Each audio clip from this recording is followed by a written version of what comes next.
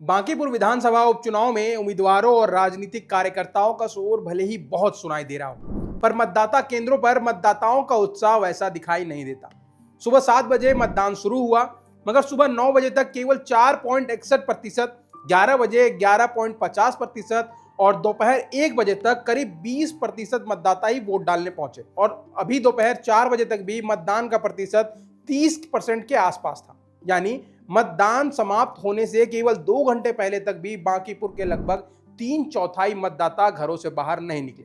और ये आंकड़ा इसीलिए भी चौंकाता है क्योंकि इस बार मुकाबला सामान्य उपचुनाव जैसा नहीं, क्योंकि एक तरफ 31 साल से इस सीट पर कब्जा जमाए बीजेपी है, दूसरी तरफ पहली बार खुद चुनाव लड़ रहे जन स्वराज के संस्थापक प्रशांत किशोर। इसके साथ इस बार राजद की रेखा गुप्ता भी मैदान में है।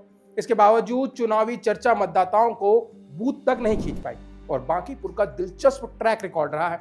जो जीतता है वो बड़ा नेता बनता है। अभी तक उस सीट पर नितिन नवीन थे, जो अभी बीजेपी के अध्यक्ष बन गए। इससे पहले भी वो नीतीश सरकार में मंत्री रहे थे। तो क्या पीके इतिहास रच पाएंगे, ये भी एक बहुत बड़ा सवाल बनता है। हालांकि बांकीपुर में कम मतदान कोई नई घटना नहीं है। ये पटना की पूरी तरीके से शहरी विधानसभा सीट है और इसके सभी 422 मतदाता केंद्र शहरी क्षेत्र में आते हैं। और साल 2015 में यहाँ करीब 40.24%, 2020 में 35.91% और 2025 में भी विधानसभा चुनाव में 41% ही मतदान हुआ था। और जहां पिछले विधानसभा चुनाव में पूरे बिहार में 65% से अधिक वोट गिरे थे, वहीं बांकीपुर 41.35 पर ही लटका रहा।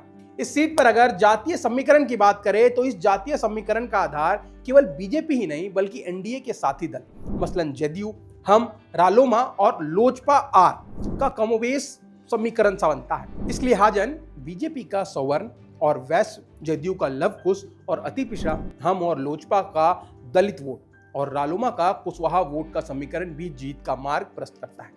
वहीं दूसरी तरफ राजद अपने आधार एमवाई समीकरण के साथ वैश्य को उम्मीदवार बनाकर जंग जीतने की रणनीति पर एक बार फिर से एड़ी चोटी का जोर लगा रहा है।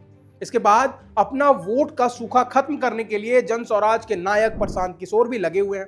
वो जो पूरे देश में तरह तरह का प्रयोग भी कर चुके हैं, वो भी अपने भविष्य को लेकर मैदान में उतरे हैं। बांकीपुर विधानसभा में भी प्रशांत किशोर कुछ नया करने की उम्मीद पर चुनावी समर में उतरे थे। प्रशांत किशोर बांकीपुर विधानसभा उपचुनाव में जीत बिहार सरकार की असफलता को बताकर हासिल करना चाहते हैं। और पिछले बार जो आरोप उन पर लगातार लग रहा था, वो जानबूझकर मैदान छोड़कर भाग गए थे, तो उनको इसका भी जवाब देना है। और इसके साथ ही बांकीपुर में सिर्फ कायस्थ समुदाय की लगभग 14 से 15% की मजबूत उपस्थिति है। साथ ही सामान्य वर्ग, वैश्य, भूमिहार, राजपूत, ब्राह्मण, कुर्मी, कुशवाहा, ईबीसी, दलित और अन्य पिछड़ा वर्गों का भी व्यापक समर्थन बीजेपी को प्राप्त है।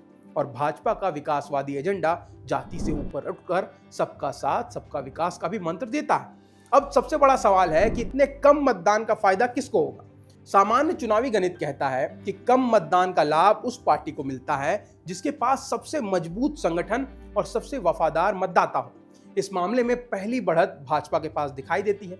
बांकीपुर 3 दशकों से भाजपा का गढ़ रहा है। वर्ष 2025 में नितिन नवीन ने यहां लगभग 52,000 वोटों के बड़े अंतर से जीत दर्ज की थी। भाजपा के पास पुराने बूथ कार्यकर्ता, स्थानीय नेटवर्क और एक ऐसा कोर वोट बैंक है जो उम्मीदवार बदलने के बावजूद पार्टी के चुनाव चिन्ह के नाम पर ही मतदान करता है। वहीं राजद के लिए यह स्थिति सबसे कठिन नजर आती है। बांकीपुर में भाजपा विरोधी मत पहले ही प्रशांत किशोर और राजद के बीच बट रहा है। यदि राजद अपने यादव, मुस्लिम और परंपरागत समर्थकों की एक बड़ी संख्या को बाहर निकलने से रोक पाती है, तो कम मतदान में उसकी चुनौती और कमजोर हो सकती है। प्रशांत किशोर की उम्मीद इस बात पर टिकी है कि उनके कार्यकर्ताओं ने बदलाव चाहने वाले मतदाताओं को कितनी मजबूती से बूथ तक पहुंचाया। इसलिए बांकीपुर की खामोशी को सीधे भाजपा की जीत या प्रशांत किशोर की हार घोषित करना थोड़ी जल्दबाजी होगी।